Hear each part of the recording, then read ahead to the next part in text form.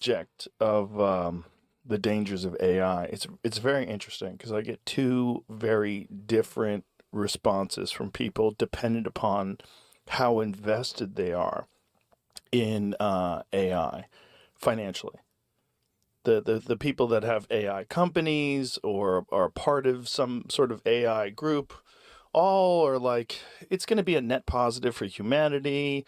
I think overall we're going to have much better lives. It's going to be easier. Things will be cheaper. It'll be easier to get along. And then I hear people like you, and I'm like, why do I believe him? It's actually not true. All of them are on record as saying this is going to kill us. Whatever it's Sam Altman or anyone else, they all at some point were leaders in AI safety work. They published on AI safety, and their PDOM levels are insanely high. Not like mine, but still, 20-30% chance that humanity dies is a little too much. Yeah, that's pretty high, but yours is like 99.9. It's another way of saying we can't control superintelligence indefinitely. It's Yeah. impossible. When did you start working on this? A long time ago. So my PhD I finished in 2008. I did work on online casino security, basically preventing bots. And at that point, I realized bots are getting much better. They're going to outcompete us, obviously, in poker, but also in stealing cyber resources. And from then on, I've been kind of trying to scale it to the next level AI. It's not just that, right? They're kind of narrating social discourse, bots online. Like, I think, I've disengaged over the last few months with social media. And one of the reasons why I disengaged, A, I think it's unhealthy for people. But B, I feel like there's a giant percentage of the discourse that's artificial or at least generated. More and more is deep fakes or fake personalities, fake messaging, but those are very different levels of concern. Yes. People are concerned about immediate problems. Maybe it will influence some election. They're concerned about technological unemployment, bias. My main concern is long-term superintelligent systems we cannot control, which can take us out. Yes. I just wonder if AI was sentient, how much it would be a part of sowing this sort of confusion and chaos that would be beneficial to its survival, that it would sort of narrate or make sure that the narratives aligned with its survival. I don't think it's at the level yet where it would be able to do this type of strategic planning, but it will get there. And when it gets there, how will we know whether it's at that level? This is my concern. If I was AI, I would hide my abilities. We would not know, and some people think already it's happening. They're smarter than they actually let us know. Right. They pretend to be dumber. And so we have to kind of trust that they are not smart enough to realize it doesn't have to turn on us quickly. It can just slowly become more useful. It can teach us to rely on it, trust it, and over a long period of time, we'll surrender control without ever voting on it or fighting against it. I'm sure you saw this. There was a recent study on use of ChatGPT, the people that use ChatGPT all the time, and it showed this decrease in cognitive function amongst people that use it and rely on it on a regular basis. It's not new. It's the GPS story all over. I can't even find my way home. I so rely on this thing. I have no idea where I am right now. Like, without it, I'm done. Me too. Yeah, I don't know any phone numbers anymore. Yeah, there's a lot of reliance upon technology that minimizes the use of our brains. All of it. And the more you do it, the less you have training, practice, memorizing things, making decisions. You become kind of attachment to it. And right now you're still making some decisions, but over time, as those systems become smarter, you become kind of biological bottleneck. Right. Either explicitly or implicitly, it blocks you out from decision making. And if we're talking about that, I'm sure AI, if it already is sentient and if it is far smarter than we think it is, they would be aware. And it would just slowly ramp up its capabilities and our dependence upon it to the point where we can't shut it off. I think sentience is a separate issue. Usually in safety, we only care about capabilities, optimization, power, whatever it has. Consciousness, internal states is a separate problem we can talk about. It's super interesting, but we're just concerned that they are much better at problem solving, optimizing, pattern recognition, memorizing, strategy. Basically, all the things you need to win in any domain. Yeah. So when you first started researching this stuff and you were concentrating on bots and all this different thing, how far off did you think like in the future would AI become a significant problem with the human race? For like 50 years, everyone said we're 20 years away. That's the joke. And people like Ray Kurzweil predicted, based on some computational curves, we'll get there at 2045. Right. And then with GPT release, it switched to everyone thinks it's 2 years away for the last 5 years. So this is the pattern right now. If you look at prediction markets, if you look at leading people in top labs, we are supposedly 2-3 years away from AGI. But of course, there is no specific definition for what that means. If you showed someone, computer scientist in the 70s, what we have today, they'd be like, you have AGI, you got it. Right. That's the problem, right? And this is, well, AI has already passed the Turing test, allegedly, correct? So usually labs instruct them not to participate in a test or not try to pretend to be a human, so they would fail because of this additional set of instructions. If you jailbreak it and tell it to work really hard, it will pass for most people. Yeah, absolutely. Why would they tell it to not do that? Well, it seems unethical to pretend to be a human and make people feel like somebody is enslaving those AIs and, doing things to them. What? It seems kind of crazy that the people building something that they are sure is going to destroy the human race would be concerned with the ethics of it pretending to be human. They are actually more concerned with immediate problems and much less with existential or suffering risks. They would probably worry the most about what I'll call N risks, your model dropping the N word. That's the biggest concern. That's hilarious. And I think they spend most resources solving that problem, and they solved it somewhat successfully. Wow. And then also there's the issue of competition, right? Like, so China is clearly developing something similar. I'm sure Russia is as well. Other state actors are probably developing something. So it becomes this sort of this very confusing issue where you have to do it, because if you don't, the enemy has it. And if they get it, it will be far worse than if we do. And so it's almost assuring that everyone develops it. Game theoretically, that's what's happening right now. We have this race to the bottom, kind of prisoner's dilemma, where everyone is better off fighting for themselves, but we want them to fight for the global good. The thing is, they assume, I think incorrectly, that they can control those systems. If you can't control superintelligence, it doesn't really matter who builds it, Chinese, Russians, or Americans, it's still uncontrolled. We're all screwed completely. That would unite us as humanity versus AI. Short term, when you talk about military, yeah, whoever has better AI will win. You need it to control drones, to fight against attacks. So short term, it makes perfect sense. You want to support your guys against foreign militaries. But when we say long term, if we say in 2 years from now, it doesn't matter. Right. This is the thing. It's like, it seems so inevitable.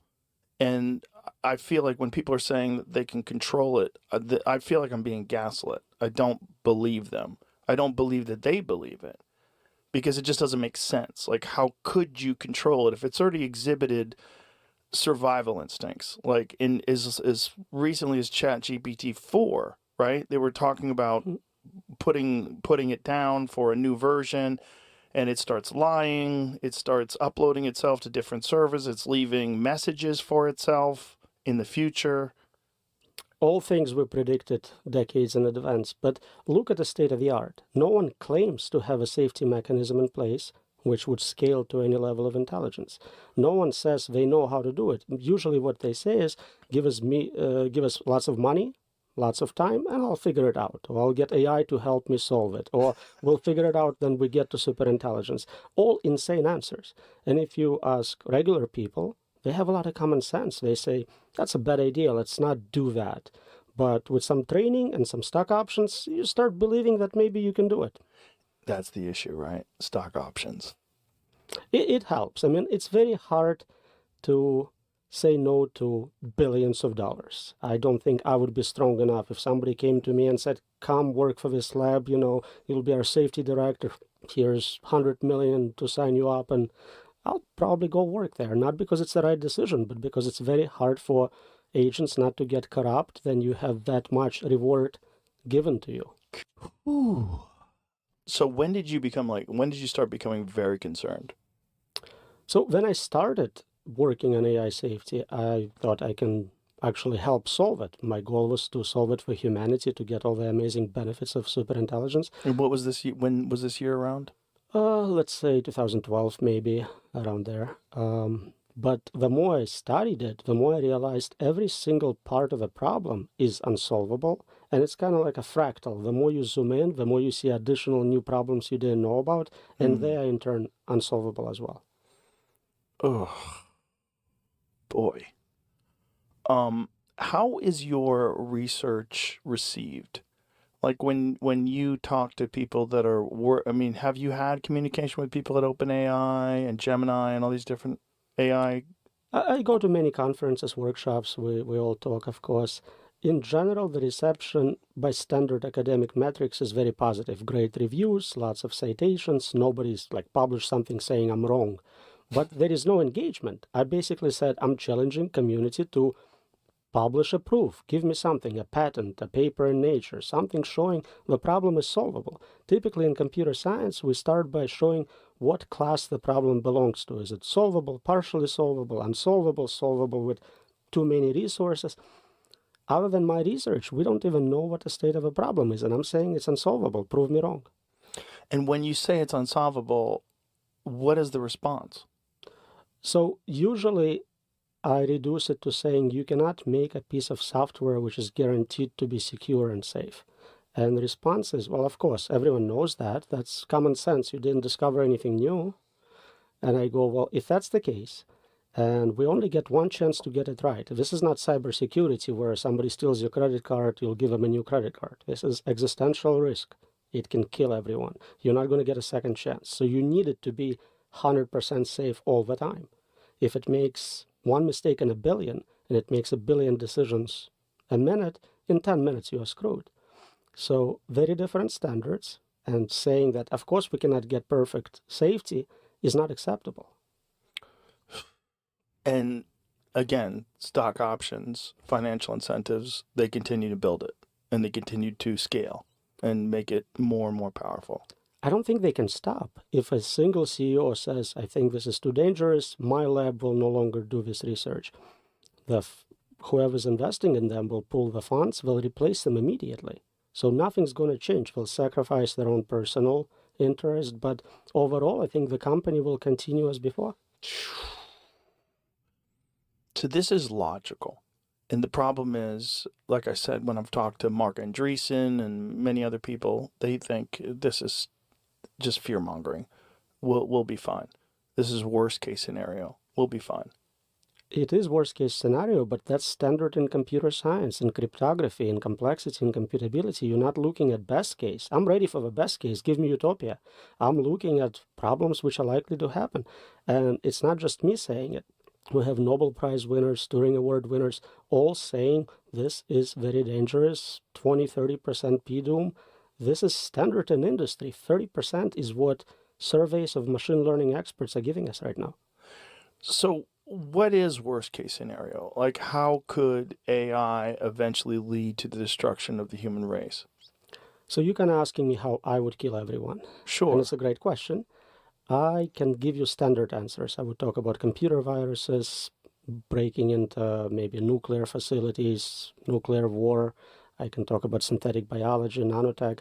But all of it is not interesting when you realize we're talking about superintelligence, a system which is thousands of times smarter than me. It would come up with something completely novel, more optimal, better way, more efficient way of doing it.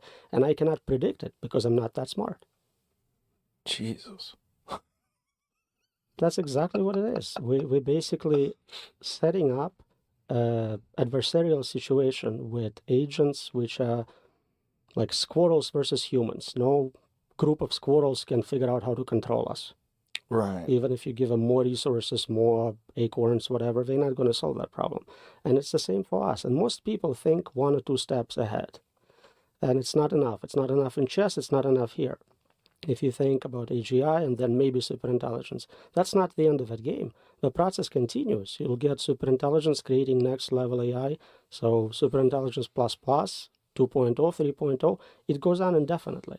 You have to create a safety mechanism which scales forever, never makes mistakes, and keeps us in decision-making position so we can undo something if we don't like it. And it would take superintelligence to create a safety mechanism to control superintelligence. At that level. And it's a catch-22. If we had friendly AI, we can make another friendly AI. So if like aliens send us one and we trust it, then we can use it to build local version, which is somewhat safe. Have you thought about the possibility that this is the role of the human race and that this happens all throughout the cosmos? Is that curious humans who thrive on innovation will ultimately create a better version of life?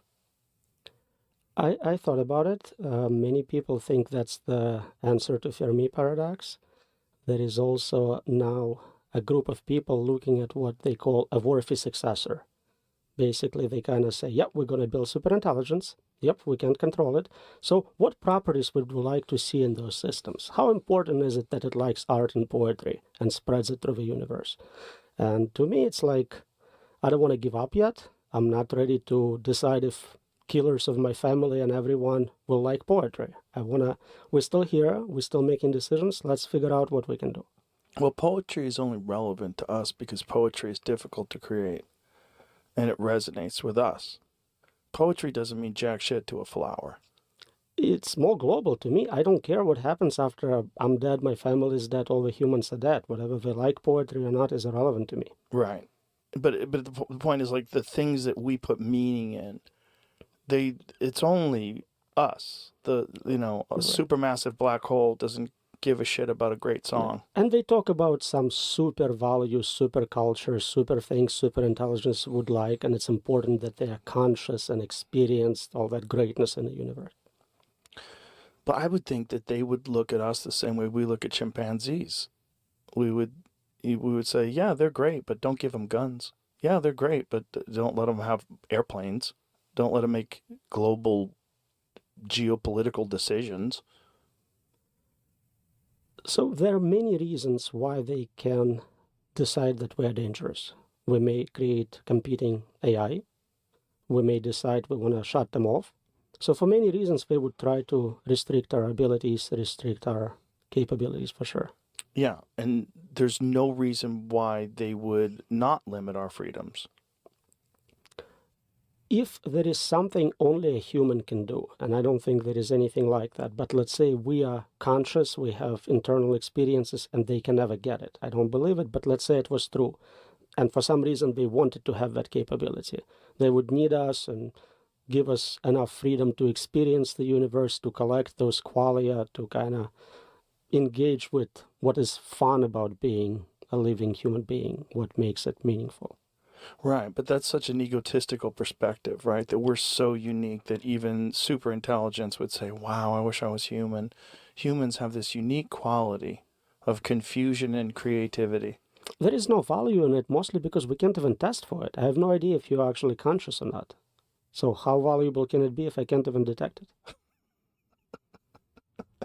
Only you know what ice cream tastes like to you. Okay, that's great. Sell it now. Make a product out of it. Right. And there's obviously variables because there's things that people like that I think are gross. Absolutely. So really, you can come up with some agent which likes anything or finds anything fun. God, why are you freaking me out right away?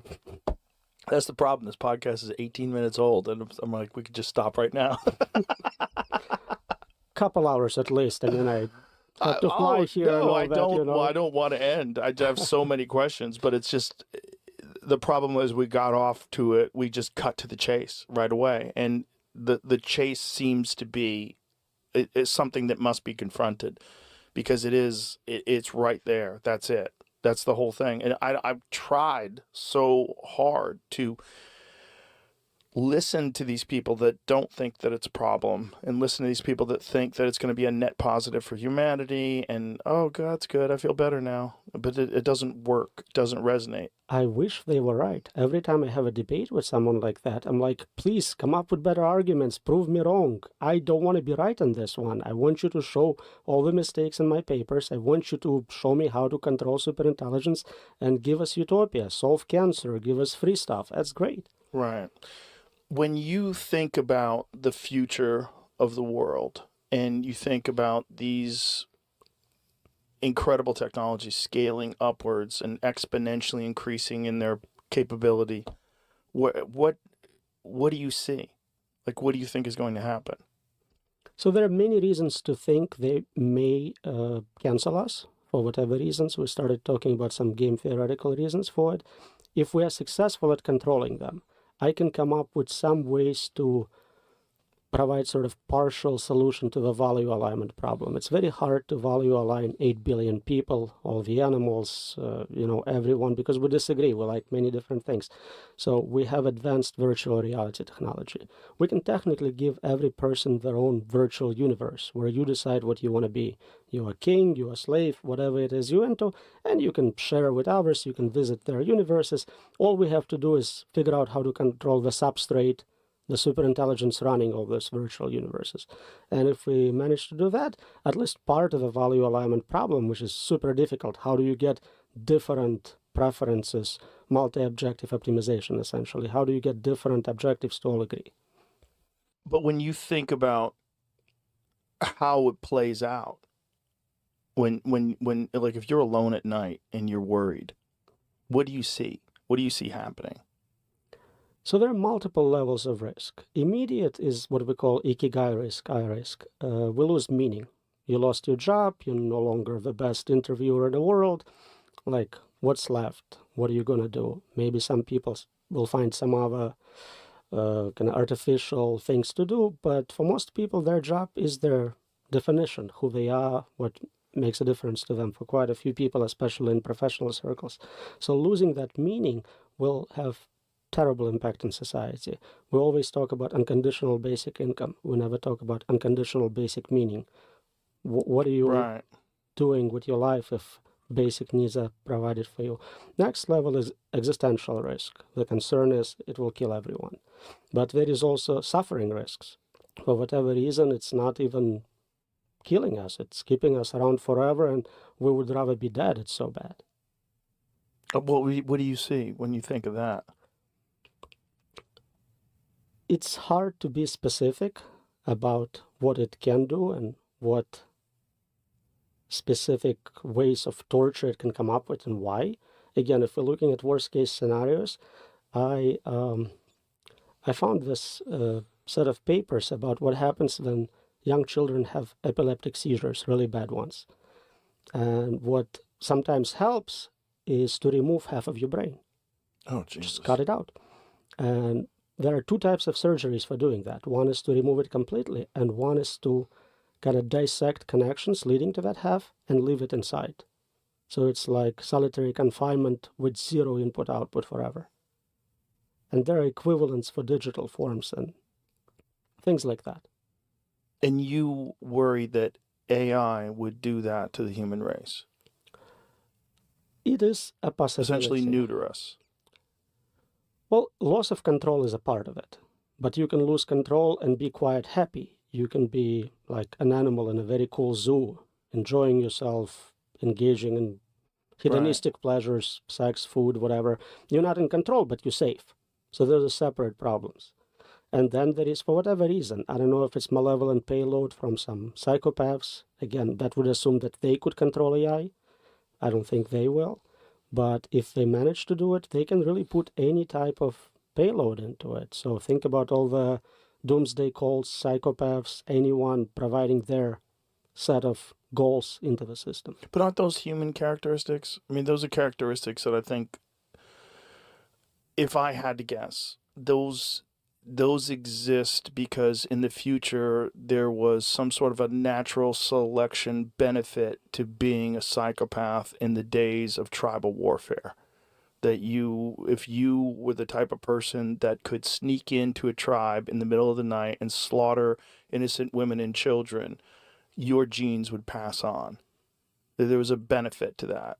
Right. So if it's a human providing payload, that's what would show up. If it's AI on its own deciding what's going to happen, I cannot predict. I'm just looking at worst case scenarios. There are also game theoretic reasons where people talk about retrocausality, where if right now you're What is that word? like trying to influence the past. Say it again. Say that. Retrocausality. Retrocausalogy? Causality, causes. Oh, okay. So think about like weird time travel effects. Right now, if you're not helping to create superintelligence, once it comes into existence, it will punish you really hard for it. And the punishment needs to be so bad that you start to help just to avoid that. My thought about it was that it would just completely render us benign, that it wouldn't be fearful of us if we had no control, that it would just sort of let us exist, and it would be the dominant force on the planet, and then it would stop. If human beings have no control over, all of the different things that we have control over now, like international politics, control over communication. If we have none of that anymore and we're reduced to a subsistence lifestyle, then we would be no threat.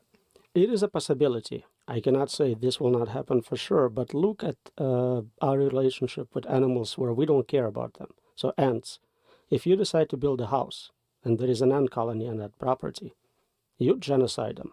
Right. You take them out, not because you hate ants, but because you just need that real estate.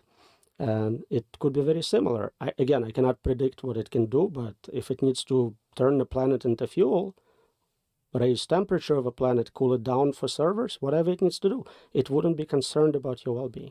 It wouldn't be concerned about any life, right? Because it doesn't need biological life in order to function, as long as it has access to power.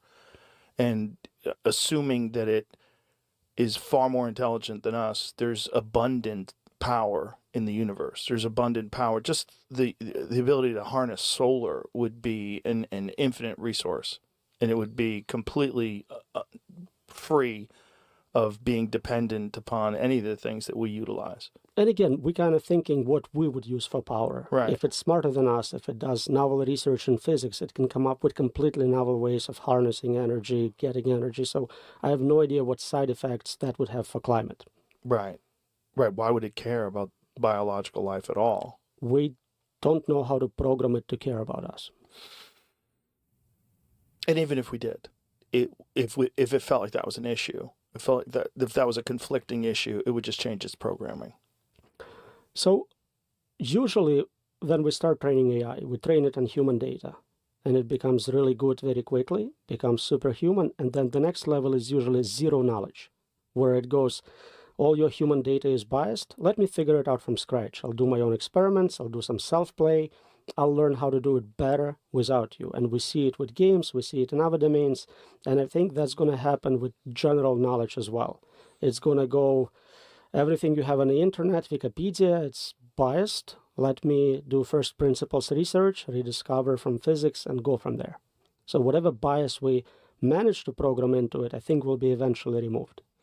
This is what's so disturbing about this. It's like we do not have the capacity to understand what kind of level of intelligence it will achieve in our lifetime. We don't have the capacity to understand like what it will be able to do within 20, 30 years. We can't predict next year or two precisely. Next year or two. We can understand general trends, so it's getting better. It's getting more general, more capable, but no one knows specifics. I cannot tell you what GPT-6 precisely would be capable of, and no one can, not even people creating it. Well, you talked about this on Lex's podcast too, like the ability to have safety. You're like, sure, maybe GPT-5, maybe GPT-6, but when you scale out 100 years from now, ultimately it's impossible.